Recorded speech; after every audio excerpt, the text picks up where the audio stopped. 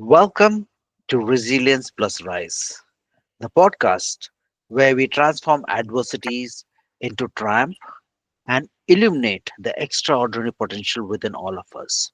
I'm your host, Thomas Caria. I'm a resilience coach, a ultra marathoner, and a firm believer in your next most powerful chapter. This podcast is a companion to my upcoming book, Resilience+Rise 26.2 Transformative Miles to Unleash Your Marathon of Life Mindset, coming spring 2025. Here, we amplify stories of hope, perseverance, and success to inspire your journey. Today's guest, Allia Khan, she's a trailblazer. And what I just mentioned about hope, perseverance, and success. She has really been working through it.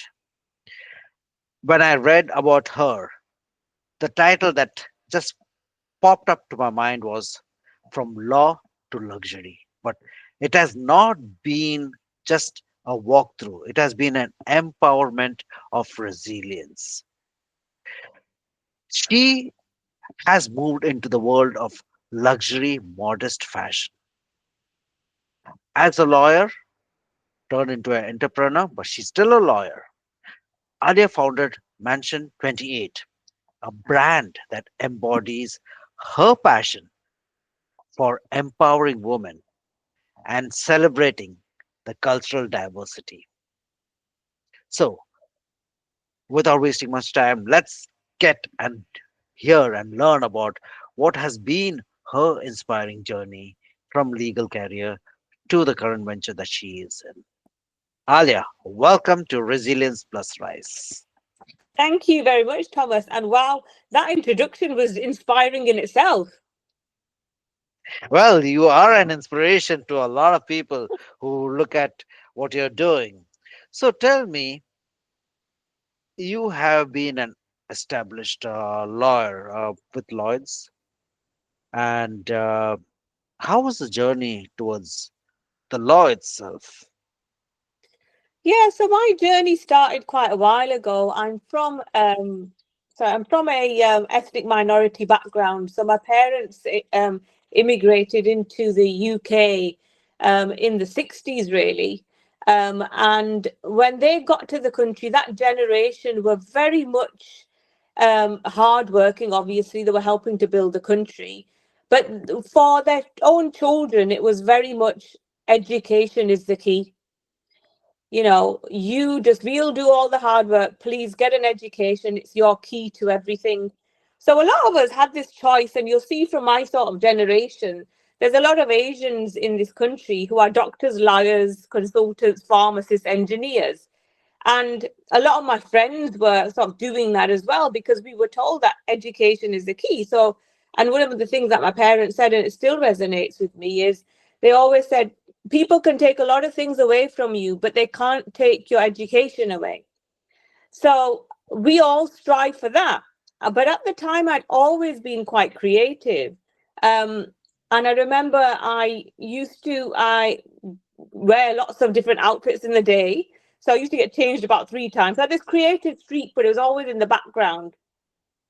And with the law in particular, then I thought, well, okay, I'll do law. And I really wanted to go into criminal law originally because of watching. I loved Sherlock Holmes. There were programs here called Murder She Wrote and Yes, Columbo, and they yes, were my kind of icons. So I thought, yeah, I really want to do that. And so I kind of knew from when I was 11 years old that that's what I wanted to do. And I suppose it was the guidance of my parents at the time to say education is your key and your way out. No one can take it away from you, so just concentrate on that. So that's what originally got me to look at the law as a career. fantastic. And so you were in law for a while, and you mentioned that creativity was a part of your DNA when you were going through this life itself. What made you get into the entrepreneurship of, as you mentioned, as the modest fashion? Yeah, absolutely. So on my legal journey, I've now been nearly qualified for nearly 25 years. So deciding not to be a criminal lawyer, I then went Hmm. into commercial law and commercial litigation originally in private practice. And then my big change was going in-house. So I was a head of legal for DPD, who are a very large logistics carrier here. And then, of course, going into polo works and dealing with the Lloyd's of London syndicates. And it really came last year. And I hear a lot of women saying this in their sort of late 30s, 40s, 50s, where you've got to a stage where you're thinking, is this what I want to be doing all my life? Have I got another purpose? I don't want to look back when I'm 80 years old. And there's this regret minimization theory, which I always go on about, which is think of yourself at 80, look back on your life. Is there anything you think I should have done that? And can you still do it? And if you don't, will you regret not doing it when you're that age? And if you think I will, just do it. And that's exactly the point I'd got. I thought I do want to still continue in the law because I love it, but I need to do something else because I need more growth and I just feel like there's more to me. I'd always been creative, always had this whole idea around Mansion 28 and this sort of modest wear, but high luxury modest wear because I travel a lot to the Middle East, to Dubai and places like that. And I just thought, I can't find these popping colors that I like and the material that I like. Um, and I just thought, do you know what? I'm going to just do it. And I spoke to some friends, and again, a support network is fantastic. And my close friends are so supportive, and it's so important to have that. And I'm lucky to have that. And I just thought, right, I'm just going to go and do that. And I found myself also sort of going towards them type of crowds and people because I was kind of going through what I call the lonely chapter, which is where you've kind of outgrown things before and you Okay. start looking for other purposes and those people aligned with your visions. And for some time you're a bit lonely. You know, it can be a matter of months or weeks or even more sometimes, where you're thinking, I need more here, but I'm not sure what it is, but I know I'm creative. So I thought, now's the time, I've just got to do it. And Okay. that's when Mansion 28 came about very quickly because I'd already been thinking about it for a while. And of course, in today's world, wherein we talk about inclusion, diversity, I see that when I go into your website of Mansion 28, it inculcates absolutely getting into the, as you mentioned, the segment of people in that particular cultural diversity. Uh, what were your thoughts, or did you get any resistance regarding this particular build-up? Because again, when you talk about flair and fashion, there's a lot of people, they come out with different hats. Yeah. And there are people saying that, okay, as you are a lawyer, why are you thinking about fashion in the first place? And why specifically where you're just going to be targeting the Islamic community, or whether you are going to be from that particular market area? So, what's your take on that? Yeah, so that's exactly what we wanted to disrupt. So our tagline's "We are the disruptors" because I wanted to disrupt the modest market. I looked around and all I found was a lot of quite muted tones, which is absolutely fine. You know, all women should be able to wear what they want. But I thought, well, you can still dress modestly, but you can do it with some flair. So you can have the bright colours and very high luxury trims of, you know, gold and that, and still look really great. And the whole thing behind the website and the whole idea was we wanted models from all backgrounds. So it wasn't just South Asian or Asian, Arab, Muslim. It is for them too. Of course it is. But it was very much for, I want all women to wear these from all different backgrounds and faiths and, you know, different sizes and just walk in whilst they're wearing them and think, we really love these outfits. The feel of them is brilliant. The flow is brilliant. The fit is brilliant. I don't have to go out wearing, you know, really tight little black dress, as we say. You know, I Okay. can wear something else and look fantastic. So it was really just, actually, it is modest. Yes, that's the word. but we're disrupting it. Anyone can wear it. It's for all women, and that's why all our models are from different backgrounds as well, and they've all got stories to tell because they're part of the Mansion 28 family. They're just not models bought in from an agency and then we don't see them again. They're part of the journey. Wow. Okay. That's pretty cool. But here comes to my next question is that when you're talking about it, what I've heard is that yes, you're kind of skimming the surface. But if you have to take a step back and think about breaking the barriers and living life on your own terms, for the listeners who are coming over here listening to this particular podcast, what would you say? I won't say it as an advice. I would say as a suggestion because when you see your own growth, because currently Mansion 28 is just starting up, it's getting the attention of people, but it is something that has been so passionate. As I mentioned, the word passion flared and the DNA has been a part of you. But Yeah. when you talk to general people about breaking the barriers and living life on their own terms, specifically wherein we know about, I don't know if I can be right in saying the South Asian type of environment where women are still a step back. What's your take on that? I think that that's why creating this brand as well is to give that confidence to women. And we're going into spaces. I mean, or this weekend, it was only yesterday actually. I was at a International Women's Day event for women in motorsport. Now, there's lots of barriers to break there already because motorsport's highly saturated and male dominated.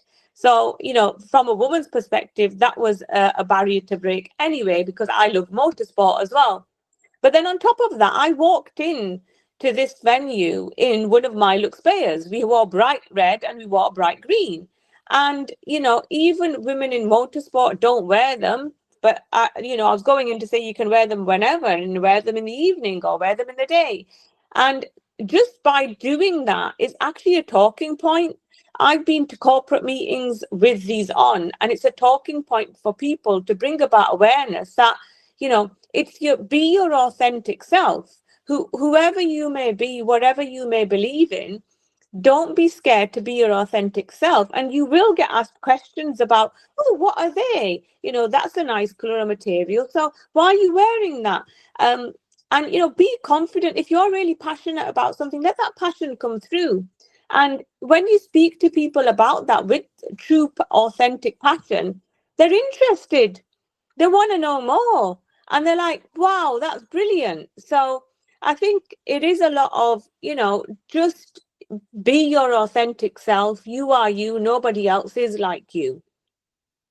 And don't be scared to go out into the world and connect with people, like-minded people, but also feel good that you've gone out and you've spread some awareness and had these conversations.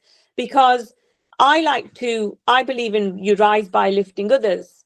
So, again, going back to Mansion 28 and in my legal field, I work a lot with older people than me and younger people. So aspiring solicitors, aspiring entrepreneurs, and I will take the time out to bring them along with me. And again, an example at another event I was on at the weekend, there was a woman there, South Asian woman, and she sat next to me in one of the conferences, and she said, I can't network, I'm quite shy. And she said, how do you do it? Because you're confident. And so there was a row of women in front of us who I hadn't met, and I was like, watch. I said, just watch. And I just went up to them and I said, hi guys, how are you doing? And I always say, if you give a smile, you usually get one back. There's some people you don't, and that's fine. You let it go over your head, never take anything personally. But most of the time you do. People want to talk back, smile back, are interested. And we had a brilliant conversation. And then I introduced her, and then she got into the conversation. And she was like, that was really nice for you to actually do that and support me.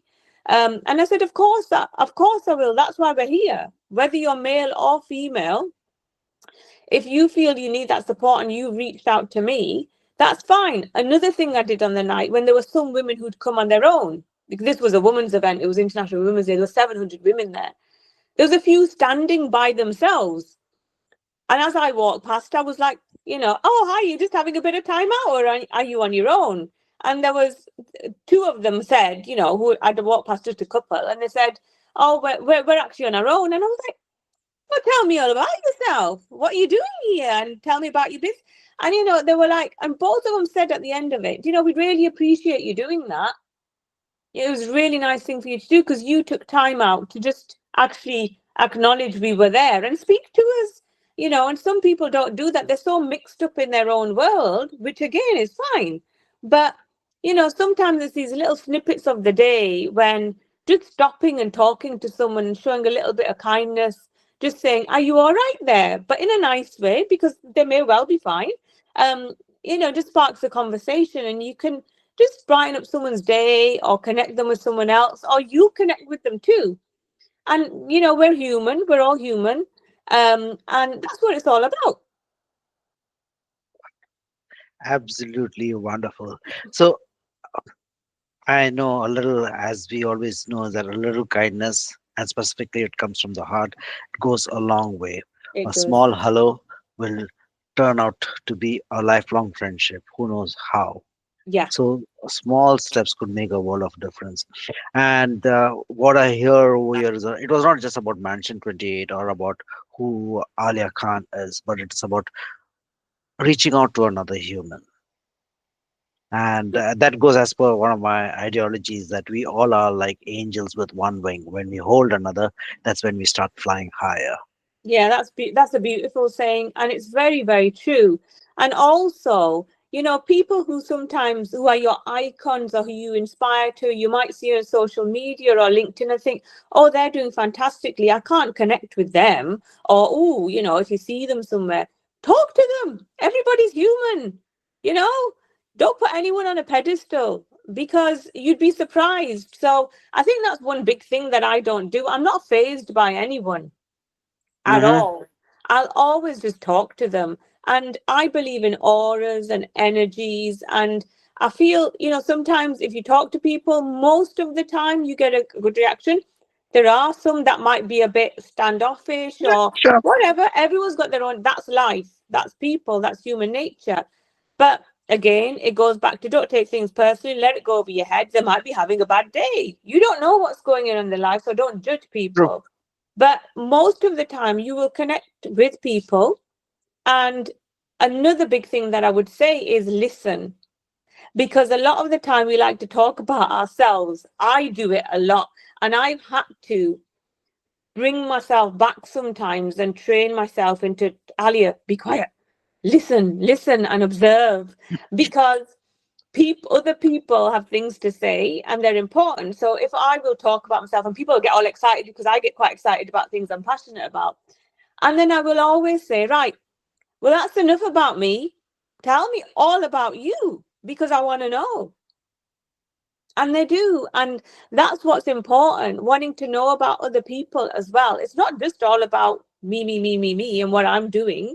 It's about them too. And it's no matter who they are, and what stage in their life they are at, show an interest, because everyone should show that interest and everybody is interesting. And show that support and make that connection, because again, on a human level, that's what we should be doing. There's not enough kindness going on in the world, and it hasn't been for a while, but there's a lot of good out there too, and there's a lot of good people. So, concentrate on them elements and make them connections. Wonderful. Absolutely wonderful. Um, so now at this point of time, you have been very, very kind to say what were the elements that what I just heard was these are the attributes or these are the qualities that has made you successful. Because if you believe in it, that's how you work Yeah. towards your own self. let's talk about Mansion 28. What, if it's okay with you, what's there in the pipeline? What's happening around in the next few months or the next few years? What are your goals? What are your visions? If it's not going to be a trade secret or something like that, but what is your aspirations? What, because when you come out with Mansion 28, wherein you put out so many different elements, whether it is the number 28 or whether it's about the word mansion or why, but it is not just on a whim. There's a lot of thought process which has taken place. So if you could just tell what's the journey going to be like, or what, if I can get people, okay, let me go and see what mansion is about.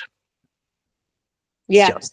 absolutely. So Mansion 28, the very background of it actually is I used to live in quite a nice mansion house. It was a big period house, your usual Pride and Prejudice type of house with lots of rooms.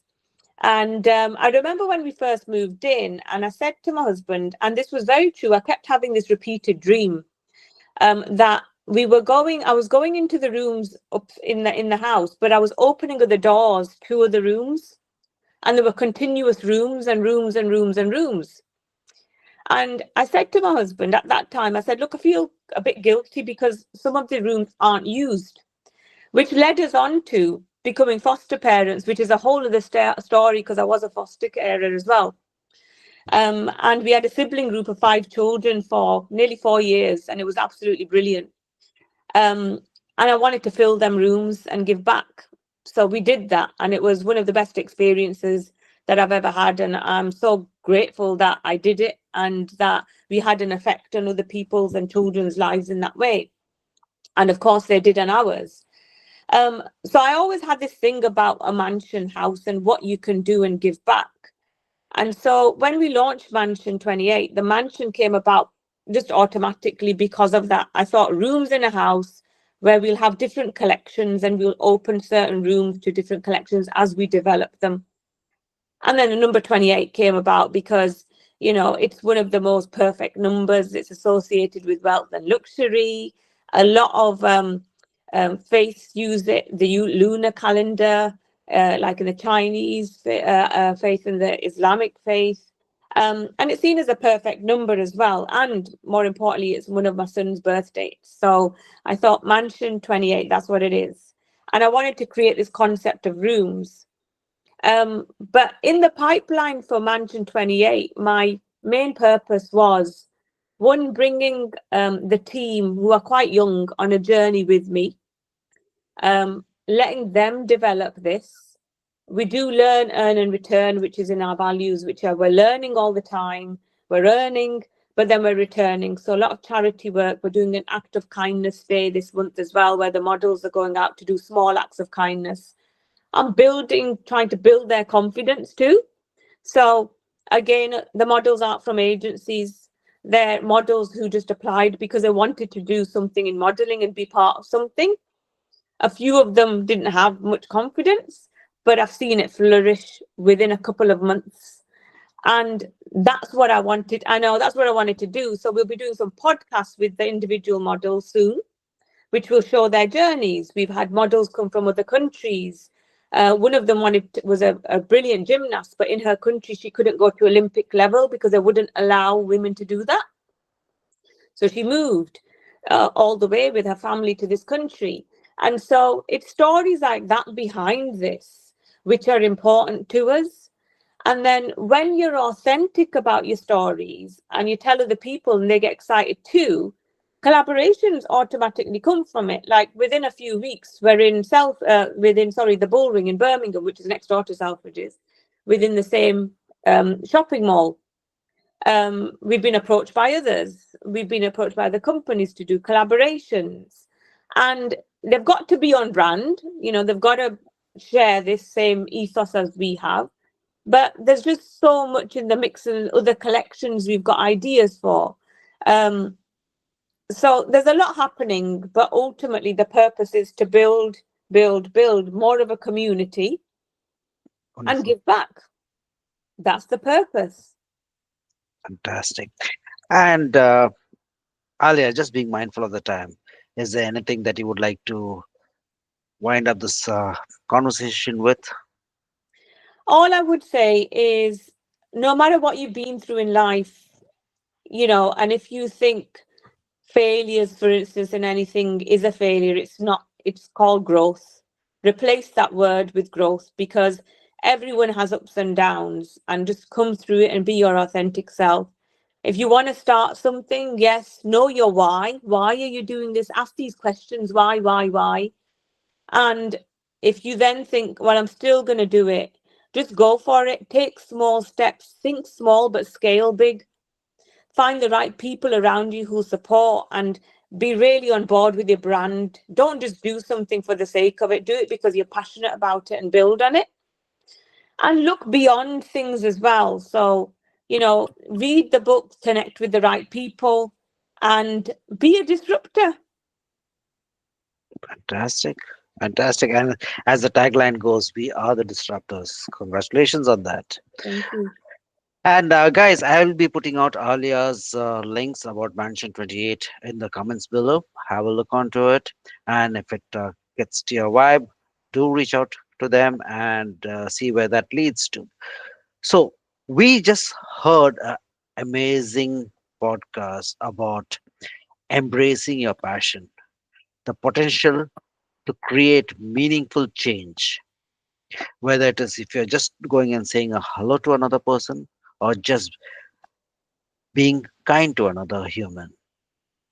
Here we just heard about how to break barriers, living life on your own terms, creating a commitment to your own self. With Alia's journey, we realize that it was not just about the legal career, which has been going on very, very well, but something deep within, a passion to create a modest fashion that is both stylish and empowering. And of course, when we talk about that, we also talk about her commitment to diversity and inclusion. Do have a look onto it. And with this, Alia, I would say thank you for your time and space.